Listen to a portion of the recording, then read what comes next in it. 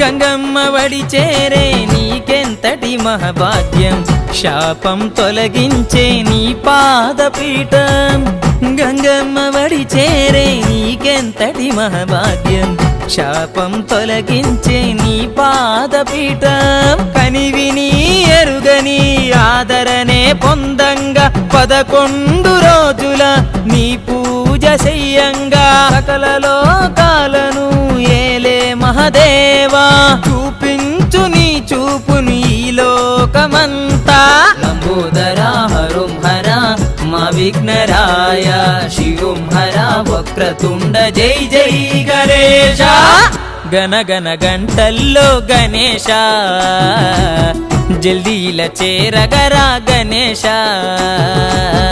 మహాగణపతివయ్యా గణేశ, మంగళ రూపుడు